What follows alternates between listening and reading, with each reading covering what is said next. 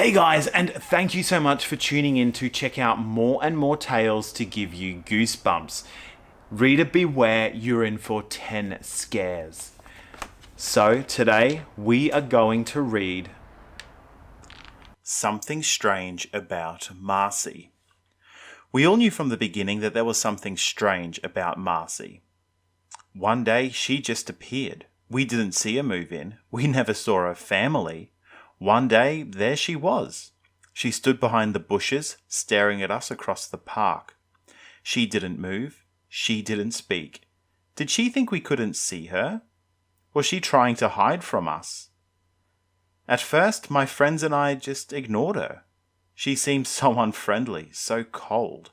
Why didn't she walk right up to us? Why didn't she greet us and introduce herself? My friends and I were playing some kind of crazy game. We were running around a tree, tagging each other, then rolling to safety. It felt so good to be outdoors. It had been a cold, rainy spring. Rainwater still glistened on the tree leaves and the tall grass. I liked the way it made my bare feet tingle when I ran. We played our game and didn't pay any attention to Marci. Of course, we didn't know her name yet. We didn't learn her name until much later. And by the time we learned it, we already knew there was something strange about her. Something scary. I admit it, I glanced back at her as we played our silly game. I watched her standing so still, staring back at me, and that cold, cold expression on her face. It frightened me. It really did. What did she plan to do? Did she plan to stand there all afternoon without coming over to us? Without making a sound? Why was she staring at us like that? I could practically feel her bright blue eyes burning into me. Where did she come from? Where was the rest of her family? I had so many questions for her, so many things I wanted to know. Normal things when someone new moves into your neighborhood, but I couldn't ask her anything if she stayed frozen behind the bushes. The game went on behind me. One of my friends began laughing at the top of her lungs. She was positively screeching. You know how it is. When someone starts laughing, pretty soon everyone is laughing. You can't help it. It's contagious, I guess. So we all started laughing, for no reason at all, just because we felt like being silly. Pretty soon we were slapping each other high fives, rolling around in the grass, and just acting rowdy. It was spring after all. When I finally got myself together, I glanced back at the bushes and Marci was gone.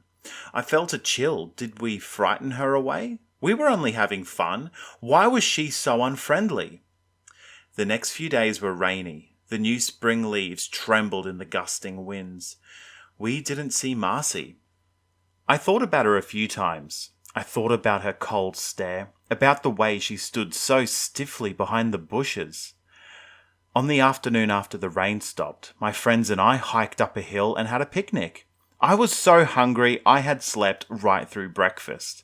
My friends laughed at me because of the way I gobbled down my food. One of them playfully tried to push me down the hill. I shoved her away. That's when I saw Marci. She was standing at the bottom of the hill. She had one hand raised, shielding her eyes from the bright sunlight. I poked my friend and pointed down the hill. We all saw her. We all froze. Was she going to climb up and join us? She didn't move, so I took the first step. I'm a friendly guy. I don't like to see someone standing outside the crowd. I waved to her. I motioned for her to join us. Some of my friends waved too, and we called to her. Marci took a few steps and then stopped. My friends and I exchanged confused glances. What was her problem? We were inviting her to join our picnic. Why was she being so unfriendly? I think that's when the idea struck me. Just a tiny idea at the back of my mind. A tiny, frightening idea that refused to go away. Marci is evil. The idea crept into my thoughts and stuck there. Marci is evil. Of course, I had no proof. I guess you could call it a hunch. But the way she stared up at us, ignoring our calls and waves, well, it gave me a chill. Even on such a warm, beautiful spring day, it gave me a chill. The next time I saw Marci, I was all alone.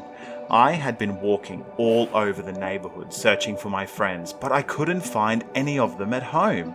Maybe they're hanging out at the lake, I decided. It was a cloudy day, still too cold to swim, but my friends and I liked to meet at the lake and just mess around. I was half walking, half jogging along the path to the shore when I suddenly had the feeling I was being followed. Yes, the snap of a twig gave her away, and then I heard her cough. I spun around and saw Marci far down the dirt path. She was walking rapidly, swinging her arms as she walked, but when I turned, she stopped. My heart pounded. I was startled to see her. I felt a little afraid without my friends. She was so strange. I didn't really like being all alone with her. What did she want? Why was she following me? Once again, she froze and didn't come any closer. I stared at her, scratching my forehead. I couldn't decide what to do. Should I run? Was I in danger? Or should I just walk up to her and greet her?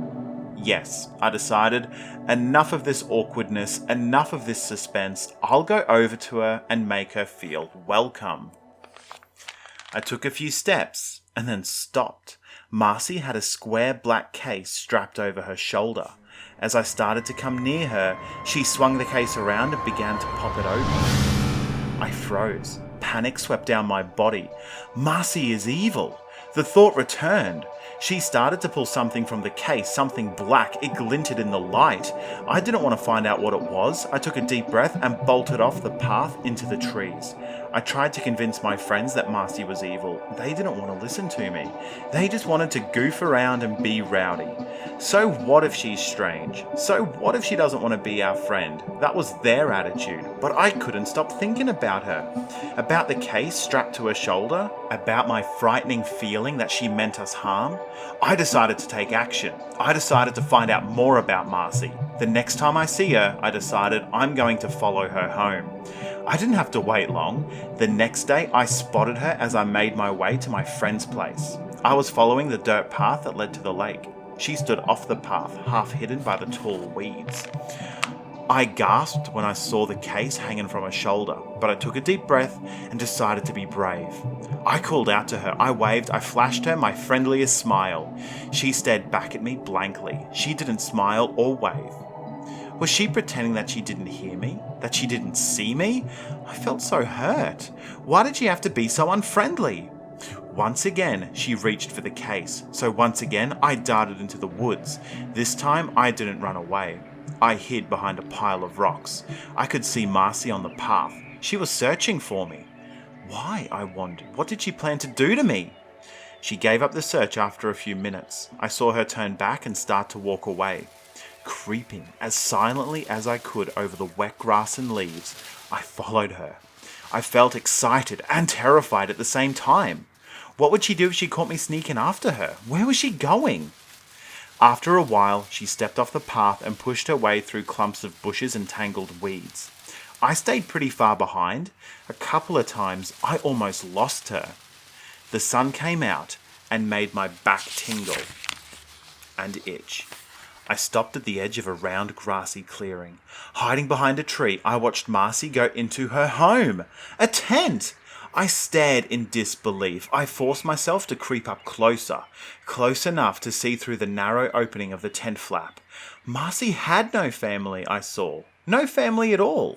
She lived all alone, and she lived in a tent. Why, I wondered, why is Marci so totally strange? The mystery wasn't cleared up until the next afternoon. My friends and I were goofing off as usual. It was a sunny, sparkling day, almost as warm as summer. A couple of my friends wanted to go fishing in the lake. I wasn't in the mood. I was hungry. I wanted to get something to eat. We couldn't decide what to do, so we didn't do much of anything at all. Imagine our surprise when Marci came stepping out of the woods.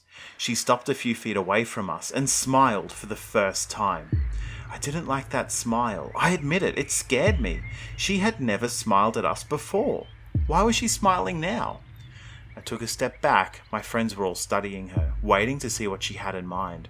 I saw the case strapped on her shoulder, and I saw a brown paper bag in her hands. She took a step closer to us. Closer. "Hello," she called. "Hello." My heart nearly stopped. She reached into the bag, she pulled out something and held it out to me. Food.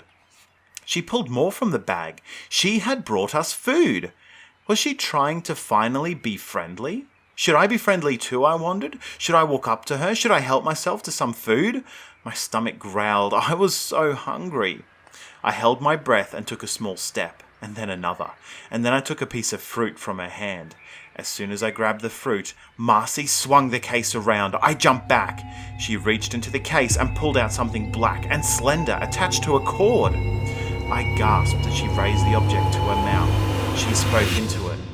Testing, testing, she said. My friends and I all cast curious glances at one another. What on earth was going on here? This is Dr. Marci Gould, Marci spoke into the slender object. I have been observing the subjects for 9 days. Today, on day 10, I made personal contact with them. And that's when the mystery was all cleared up. That's when I realized why Marci was so strange. That's when I realized why Marci was so different from us. That's when I realized that Marci wasn't an orangutan.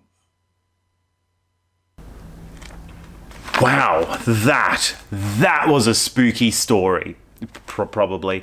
But if you have been enjoying the Goosebumps stories, just know that there are a whole bunch more right here on the channel to check out. So I'd love it, really love it, if you hung around just a little bit longer and listened to one more. And if you want to hear some more spooky stories coming out in the future, definitely hit that subscribe button as well. Thank you so much for being here, and I can't wait to see you back for some more leftovers. Cheers, guys.